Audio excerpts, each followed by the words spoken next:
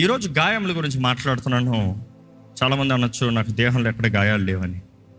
కొంతమంది దేహాల్లో గాయాలు ఉండవు, మనసులో గాయాలు ఉంటాయి, ఎమోషనల్ వూండ్స్. కొంతమందికి ఆత్మలో గాయాలు ఉంటాయి. You see, there are spiritual wounds, there are emotional, psychic wounds, there are physical wounds. So అధికమైన గాయాలు అనేక రకాల ప్రజలకు ఉన్నాయి. కానీ అధికమైన గాయాలు చూసినప్పుడు మనసులో గాయాలు. ఒక మనిషి మనసులో గాయపరచబడతాడంట, దేహంలో నలిగిపోతాడంట. దేవుడు నాకు తెలియజేస్తుంది, Proverbs 17:22, సంతోషము గల మనస్సు ఆరోగ్య కారణము, సంతోషకరమైన మనస్సు ఆరోగ్యానికి కారణము, నలిగిన మనస్సు ఎముకలను ఎండిపోజేయును. సంతోషకరమైన మనస్సు ఏం చేస్తుందంట? ఆరోగ్యాన్ని ఇస్తుందంట. ఈరోజు ఆరోగ్యంగా ఉన్నారా? కొంతమంది బయటికి డాబు కనబడతారు కానీ ఆరోగ్యం లేదు. ఆ పూటకు మాత్రం లేకపోతే బ్రతకలేరు పాపం. ఆ పూటకు మాత్రం లేకపోతే మనుషుడు నడవలేడు పాపం. ఆరోగ్యకరమైన దేహం ఉండాలంటే ఏం ఉండాలంట? మనసు ఆరోగ్యంగా ఉండాలంట. అంటే మనసును బట్టి దేహం ఉందంట. అదే సమయంలో తెలియజేయబడుతుంది, నెక్స్ట్ లైన్ చదవండి. దాంట్లో నలిగిన మనస్సు ఎముకలను ఎండిపోతారంట. ఈరోజు చాలా మంది డైటింగ్ ఎండిపోతాం వేరు, డైటింగ్ ఎండిపోతుంటే తినక ఎండిపోతాం వేరు. కొంతమంది ఎంత తిన్నా ఎండిపోతారంట. అందుకని డిప్రెషన్లో ఉన్నవారు చూడండి, తింటనే ఉంటారు, ఒళ్ళికి పడతలేదు అంటారు. మనసులో ఆనందం కలిగి ఉంటే ఎక్కువ తినకపోయినా పర్వాలేదంట, బలంగా ఉంటారంట. మనసులో ఆనందం ఉంటే. మనసులో ఆనందం లేకపోతే ఎంత తిన్నా కూడా ఒళ్ళుకి పట్టదంట. ఈరోజు దేవుని వాక్యం తెలియజేస్తున్న సత్యం అండి. కానీ అనేక మంది ఆరోగ్యంగా లేకపోతానికి కారణం ఏంటంటే గాయములు. ఈరోజు ఇక్కడ గాయాలతో ఉన్నవారైతే దేవుడు మీతో మాట్లాడబోతున్నాడు, సిద్ధపడండి, గేర్ అప్.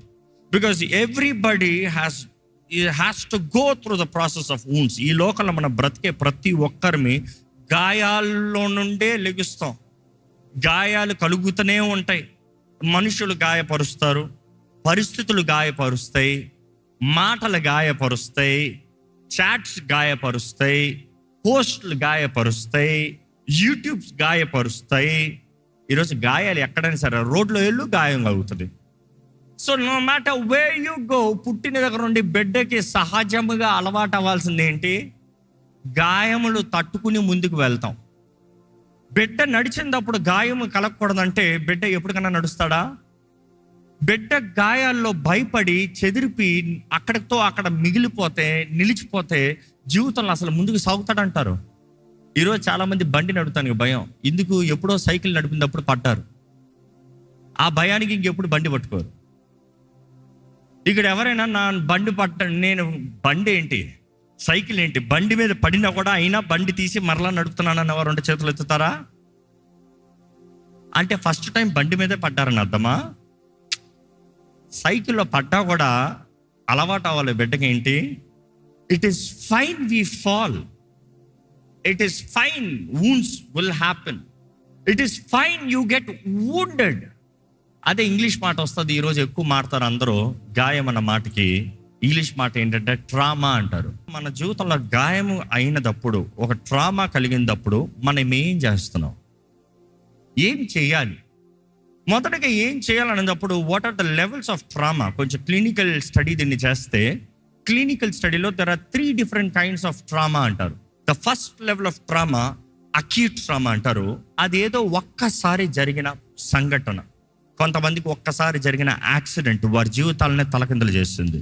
కొంతమందికి ఒక్కసారి జరిగిన ఆ న్యాచురల్ కెలామిటీ, లేకపోతే ఇంట్లో నీళ్ళు వచ్చేస్తాం, వరద వస్తాం, ఒక భూకంపం వస్తాము, లేకపోతే పాండమిక్ టైంలో జరిగిన ఆ 1 time అకేషన్, ఆ ఒక్కసారి జరిగిన సంఘటనకి మనుషులు చెదిరిపోతాం. So it is called acute trauma. కొంతమందికి కొన్ని భయాలు ఉంటాయి. పడుకున్నారనుకో, అది అవుతుందేమో, అలా అవుతుందేమో, అలా జరుగుతుందేమో. మిమ్మల్ని అడుగుతున్నానంటే, మీ జీవితంలో is there anything that is haunting you? మీ జీవితంలో ఏదైనా మిమ్మల్ని బెదిరిస్తూ, భయపెడుతూ, మరలా అవుతుందేమో, మరలా జరుగుతుందేమో, మరలా అలాగ అయిపోతానేమో అన్న భయాలు ఉన్నాయా? అందరికీ ఉంటాయి. లేరని అందరు చెప్తే దట్ ఈస్ జస్ట్ అ లై. ఎందుకంటే మన జీవితంలో అందరిలో we have acute trauma, which means once it happened. కానీ దానికన్నా నెక్స్ట్ లెవెల్ ఆఫ్ క్లినికల్ స్టడీలో చెప్తారు, they say chronic trauma. Chronic trauma అనేటప్పుడు ఒకటి ఒక్కసారి కలిగిన గాయములు, రెండోది క్రానిక్ ట్రామా అనేటప్పుడు కొన్నిసార్లు జరిగిన గాయములు. అంటే అది ఒక్కసారి జరిగినది కాదు, కొన్నిసార్లు. కొంతమందికి రేప్, కొంతమందికి అబ్యూస్, కొంతమందికి ఏదో ఒక మనుషులు బుల్లీ చేస్తాము. సో అది ఒక సీజన్లో, ఒక ఫేస్లో, గతములో జరిగినవి. చిన్న వయసులో అనేక మంది అనేక రీతిలుగా ఎప్పుడు అపవాది బిడ్డల్ని టార్గెట్ చేస్తాడంట. What I'm trying to address, బిడ్డల్ని అపవాది ఎప్పుడు టార్గెట్ చేస్తాడంటే, ఎందుకంటే వారు చిన్ననాటిలోనే వారి మనసులో భయాలతో, గాయములతో వారు బ్రతుకుతే వారి జీవితంలో ఎప్పటికీ దేవుడి చిత్తాన్ని జరిగించలేరు. వారు భయముతో, గాయములతో వారి మనసుని నింపుకుంటే ధైర్యముతో ఏ ఒక్క అడుగు వేయలేరు. సో అపవాది టార్గెట్ ఎప్పుడు పిల్లల పైన ఎలా ఉంటుందంటే, వారి మనసుల్లో గాయములు కలిగజేయాలి. అనేక సార్లు బిడ్డలు తల్లిదండ్రుల ద్వారానే గాయపరచబడతారు. అనేక సార్లు బిడ్డలు స్కూల్లో బుల్లీ చేయబడతారు. అనేక సార్లు బిడ్డలు బయట ఉన్నవారు, పొరుగువారు, రోడ్లు ఉన్నవారు, కొట్లు ఉన్నవారు ద్వారంగా ఫిజికల్ అబ్యూస్ చేయబడతారు. అనేక సార్లు బిడ్డలు ఎవరైతే వారిని కాపాడాలో వారి ద్వారానే దాడి చేయబడతాం చూస్తాం. సో పిల్లల పైకి ఎప్పుడు ఈ సీజన్ క్రానిక్ ట్రామా, పిల్లల దగ్గర నుండి స్పృహ వచ్చే దగ్గర నుండి వారి ఎదిగే జీవిత విధానంలో వారికి కలిగే గాయములు. ఈరోజు చాలామంది the life that you are living right now, ఇప్పుడు మీరు బ్రతుకుతున్న బ్రతుకు అనేక సార్లు మీరు ధైర్యంగా నిర్ణయాలు చేయలేకపోతున్నారు. కారణం ఏంటంటే, గతములో, లేకపోతే మీ యవ్వన కాలంలో, లేకపోతే మీ చిన్ననాటిలో, లేకపోతే ఎప్పుడో జరిగిన ఆ పరిస్థితిని బట్టి కలిగిన గాయములకి you are not ready to take the step forward. సరైన నిర్ణయం చేయవలసిన వచ్చిన పరిస్థితి వచ్చినా, సరైన అవకాశం కలిగిన గతములో ఉన్న గాయములు బట్టి ప్రస్తుతము ధైర్యమైన నిర్ణయాలు చేయలేని వారికి ఎంతోమంది ఉన్నారు. So this is the second level of trauma, that is chronic trauma అంటారు. ఈ క్రానిక్ ట్రామా అనేటప్పుడు which is also linked with many things, మరలా జరిగేది కాదు కానీ అనేక సార్లు గతములో జరిగినవి. సో మూడో లెవెల్ ఆఫ్ ట్రామా చెప్పినప్పుడు కాంప్లెక్స్ ట్రామా అంటారు. కాంప్లెక్స్ ట్రామా అన్నదప్పుడు దీనికి తేడా ఏంటంటే, అగైన్ రివైజింగ్, ఫస్ట్ది వచ్చి ఒక్కసారి జరిగిన గాయములు, రెండోది వచ్చి అనేక సార్లు గతంలో జరిగిన గాయములు, ఇప్పుడు జరిగేది కాదు, గతంలో జరిగినవి. అనేక సార్లు అవి చూసినప్పుడు మచ్చల్లాగా ఉంటాయి. మీ దేహంలో ఎప్పుడైనా దెబ్బలు మరలా తలిగి మచ్చలు ఉన్నాయా? ఎందుకంటే ఆట ఆడే అథ్లెట్స్కి అనేక గాయములు ఉంటాయి. కానీ కొన్నిసార్లు కార్ యాక్సిడెంటో, బైక్ యాక్సిడెంటో, సైకిల్ యాక్సిడెంట్ అయినోడికి ఆ ఒక్క గాయం ఉంటుంది. So there is a different levels of it. Complex trauma అనేటప్పుడు ఈ గాయములు ఎలాంటివంటే, ఇప్పుడు జరుగుతూ ఉన్నాయి, గతంలో ఉన్న దానికి మరలా ఇప్పుడు లింక్ అయ్యి ఇప్పుడు అనుభవిస్తూ ఇప్పుడు జరుగుతూ ఉన్నవి. సో క్లినికల్ స్టడీలో ఈ 3 లెవెల్లో చెప్తారు. ఈరోజు ఇక్కడ ఉన్నవారు ఎలాంటి వారు నాకు తెలియదు, కానీ పరిశుద్ధాత్ముడు మిమ్మల్ని బాగుగా ఎరుగున్నవారు. ఎందుకంటే గతంలో ఎప్పుడో మీ జీవితంలో ఒక పరిస్థితి మిమ్మల్ని చెదిరించి ఉండొచ్చు, లేకపోతే బెదిరించి ఉండొచ్చు, లేకపోతే మిమ్మల్ని కలవరపరిచి ఉండొచ్చు. Just because something happened years back, you are not able to move forward. అనేక మంది ఈ లవ్ ఫెయిలియర్ అంటూ, లేకపోతే ఈ బాయ్ ఫ్రెండ్ గర్ల్ ఫ్రెండ్ అంటూ, లేకపోతే అక్కర్లేని రిలేషన్షిప్స్లో వెళ్తూ దే గెట్ వూండెడ్. దాన్ని బట్టి ఏమవుతుందంటే, చేసిన పిచ్చి పనిని బట్టి జీవితంలో అసలు దేవుని చిత్తంలో ఉన్న భాగస్వామితో కూడా నిర్ణయం చేస్తానికి భయపడతారు. I you understand what I'm saying? Just because you did something wrong in the past, something wrong happened in the past, you are missing the right opportunity, the right person, the right promise.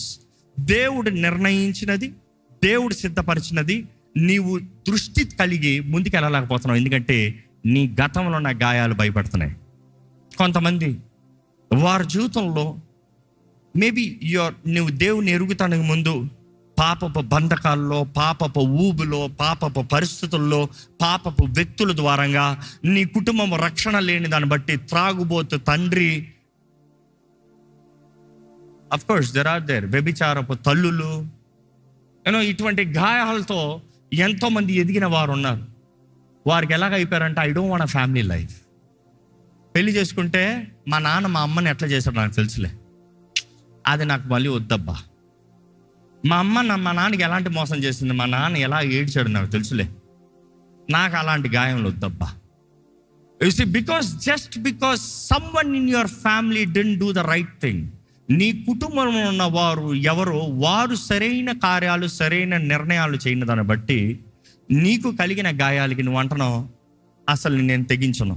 లేకపోతే చిన్ననాటి నుండి నిన్ను అందరూ విమర్శిస్తూ, కృంగిదల కలిగిస్తూ, నువ్వు చేతకాని వాడివి, నువ్వు పనికిరాని వాడివి, నీకేమి కుదరదు, నీకు రాదు, ఓయ్ ముద్దు, ఓయ్ ముద్దు, ఓయ్ ముద్దు. కొంతమంది తల్లిదండ్రులు ఇలాగనే మాట్లాడుతూ ఉంటారు. పిల్లల్ని చూసిన ఎప్పుడు చూసిన ఈడు ముద్దోడు, ఈడు ముద్దోడు, ఈడు ముద్దోడు.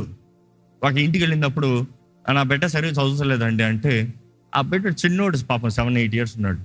ఏంటన్నా ఏంటి చదువుతలేదంటే, నేను ముద్దోనంట కదా అంటున్నాడు. ఏంటి, నేను ముద్దోనంట కదా? ఎవరన్నారా? మా మమ్మీ చెప్తుంది. సో మా మమ్మీ చెప్పారు నేను ముద్దు అని, కాబట్టి నేను చదవలేను. సో యు ఆస్క్ హిమ్, ఎందుకు నాన్న చదువుతలేదు? నేను ముద్దోని, నాకు స్టాంప్ వేస్తారు. ఆ బిడ్డ ఆ గాయం నుండి తేలుకోగలుగుతాడంటారా? అనేక సార్లు ఇటువంటి గాయములతో మనుషులను నింపేస్తారు.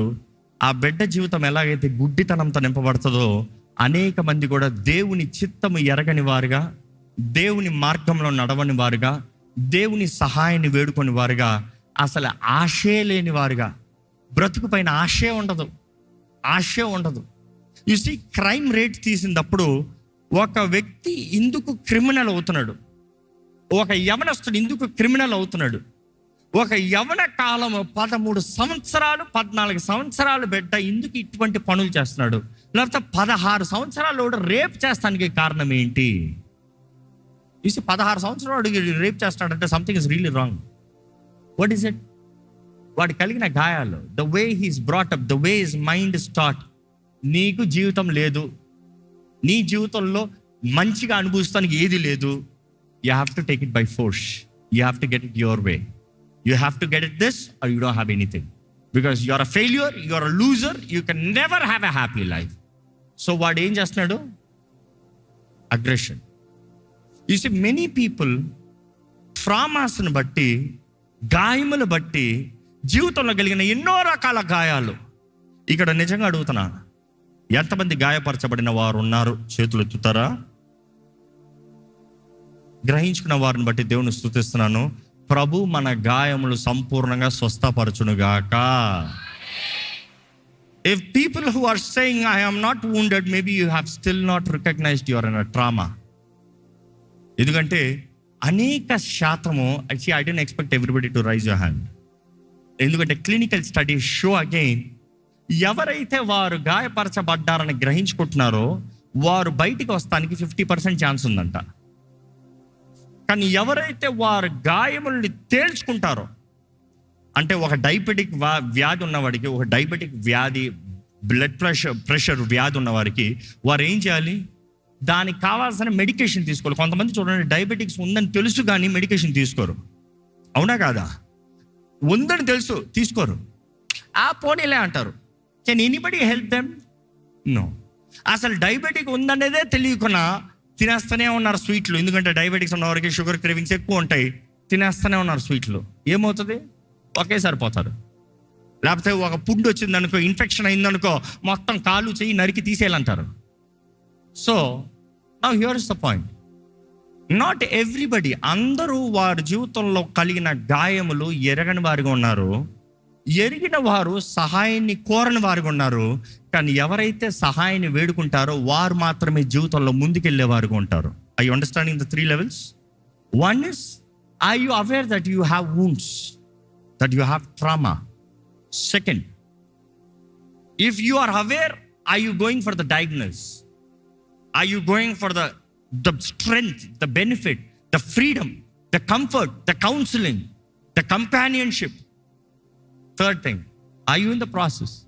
ఎందుకంటే ఏ ఒకరు చెప్పలేరు. కొంతమందికి కొన్ని గాయాలు, కొన్ని షాకింగ్ ఎక్స్పీరియన్సెస్ అలా పోవచ్చు, which could be one time accidents, most కామన్గా ఏదో ఒక్కసారి జరిగిన గాయములు, ఒక్కసారి జరిగిన ఆపదలు.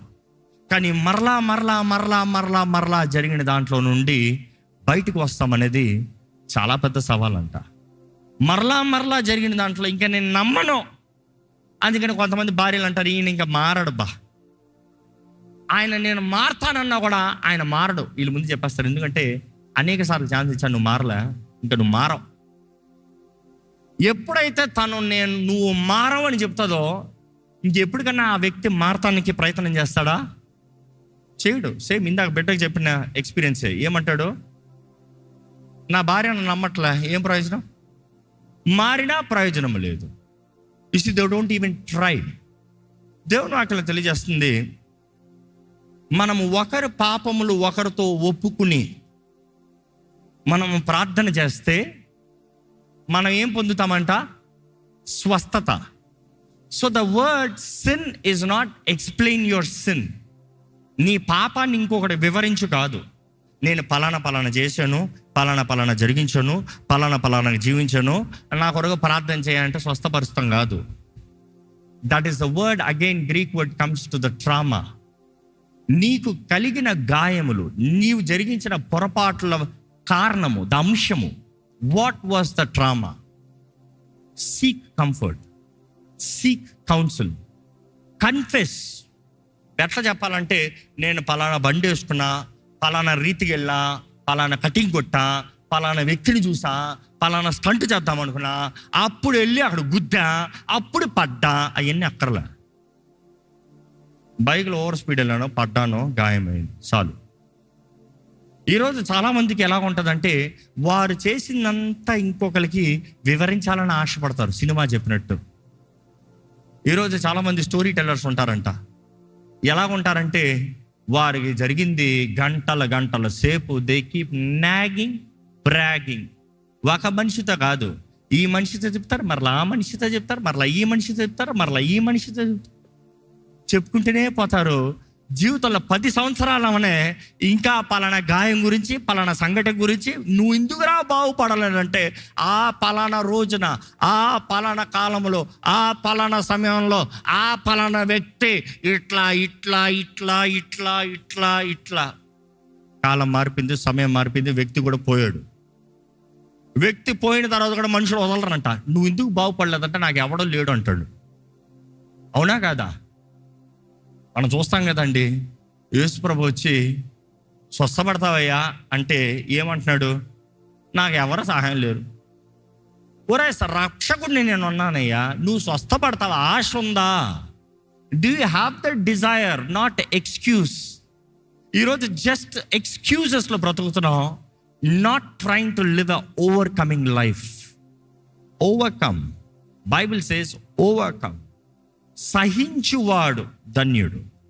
యేసు ప్రభు అంటున్నాడు ప్రకటన గ్రంథంలో, సహించువాడికి జీవ కిరీటాన్ని ఇస్తాను. అంతము వరకు సహించువాడు ధన్యుడు. అంతము వరకు సహించువాడు. కొన్ని స్ట్రగుల్స్ కాదు, కొన్ని గాయములు కాదు. అందుకని గాయాలు కలుగుతూ ఉండమంటున్నానా? కాదు. Be cautious, be careful, be alert, stay in your limit, stay in your control. కానీ కొన్నిసార్లు నువ్వు లిమిట్లో, కంట్రోల్ ఉన్నా కూడా అన్ఎక్స్పెక్టెడ్ ట్రాజడీస్, నువ్వు ఎదురు చూడని పరిస్థితులు, ఎదురు చూడని వ్యక్తులు, ఎదురు చూడని మాటలు, ఎదురు చూడని నష్టములు కలుగుతాయి. కానీ ఏదేమైనా కూడా విశ్వాసి నమ్మాలి, ఏది ఏమైనా దేవుడు మన తోడు ఉంటాడు అని. నమ్మేవారు హల్లెలూయా చెప్తామండి. Let's pray.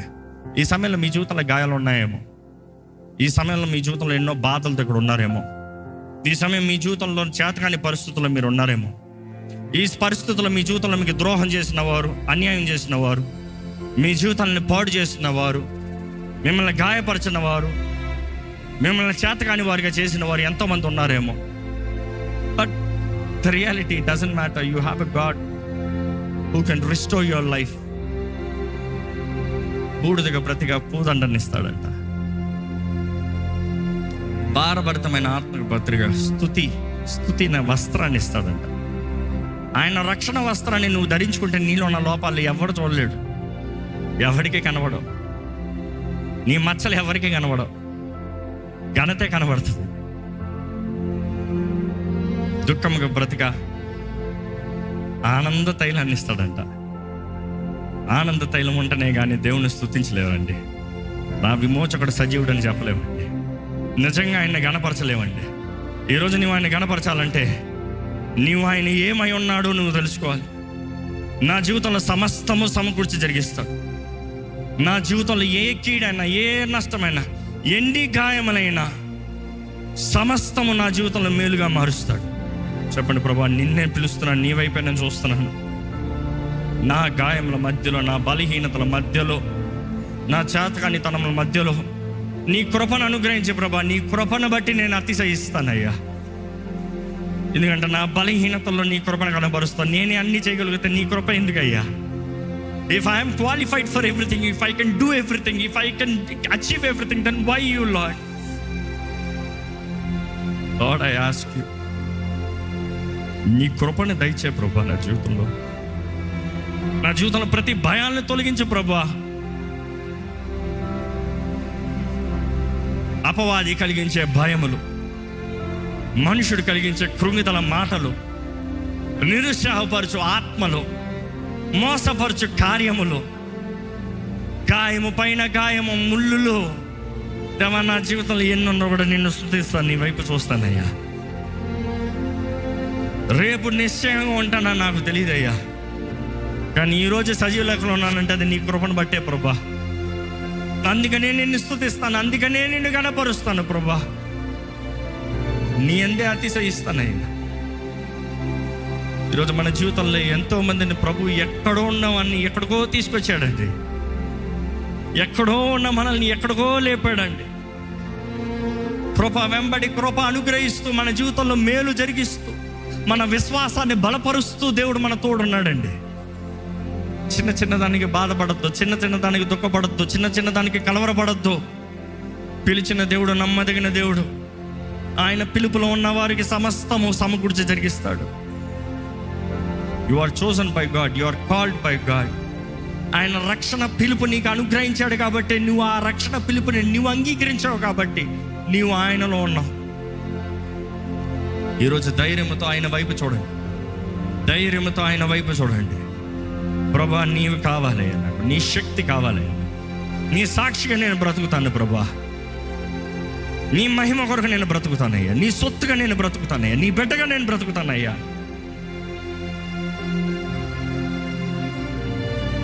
నన్ను లేవనెత్తు ప్రభా, నన్ను లేవనెత్తు ప్రభా, నన్ను లేవనెత్తు ప్రభా. ఏదేమైనా నా విశ్వాసాన్ని కోల్పోనవద్దయ్యా. మీరు ప్రార్థన చేయండి. మీ జీవితంలో ఉన్న పరిస్థితులు మీరు దేవునితో మాట్లాడండి. మీరు చెప్పండి, మీ స్థితిగతులు ఆయన తెలియజేయండి. ఇదిగో ప్రభా, నీ కృప, నీ కృప లేకపోతే మేము లేవు. ఆ గాయాలను చూడు. ఇప్పుడున్న ప్రతి ఒక్కరి గాయాలను మాన్పే దేవుడు నీవేనయ్యా. గుండె చెదిరిన వారిని బాగు చేసే దేవుడు నీవేనయ్యా. కుటుంబాలను కట్టే దేవుడు నీవే. జీవితాలను స్వస్థపరిచే దేవుడు నీవే. మానసిక స్వస్థత, ఆత్మీయ స్వస్థత, శారీరక స్వస్థత, దురాత్మల ద్వారంగా, అపవిత్రాత్మల ద్వారంగా దాడి చేయబడిన, పాడు చేయబడిన జీవితాలను చూడయ్యా. చెరలో ఉన్న వారికి విడుదలను ప్రకటించు. ఈరోజు నీ నామంలో జయం ఉందయ్యా. ఇక్కడ ఏ జీవితంలో బంధించబడిన జీవితంలో ఉండటానికి వీల్లేదు ప్రభా. దేవా, ఈ మట్టిలో నీ ఆత్మని నింపావయ్యా. ఈరోజు మాలో ఉన్నవాడు లోకంలో ఉన్నవాడు కన్నా గొప్పవాడు. నాకు బలమిచ్చే క్రీస్తుని బట్టి, మమ్మల్ని బలపరచు క్రీస్తుని బట్టి మాకు అన్నీ సాధ్యమని నమ్ముచున్నామయ్యా. శత్రు బలం అంతటి పైన అధికారం ఇచ్చావయ్యా. ఇక్కడ ఎవరు ఎటువంటి రీతిగా అపవాది ద్వారంగా అణిచివేయబడిన వారి కూడా ఉండటానికి వీలు లేదు. ఇక్కడ బంధించబడిన వారు ఉంటే నజరేయుడైన యేసు నామములో ఇప్పుడే ఇక్కడే విడుదల కలుగునుగా అక్కడ ప్రకటిస్తున్నాను. క్రీస్తు పునరుద్ధానపు శక్తి, పరిశుద్ధాత్మ శక్తి ఇప్పుడే కార్యము జరిగించునుగా అక్కడ ప్రకటిస్తున్నాము. మనసులో విడుదల దయచేయి, హృదయంలో విడుదల దయచేయి, ఆత్మలో విడుదల దయచేయి, దేహంలో విడుదల దయచేయి.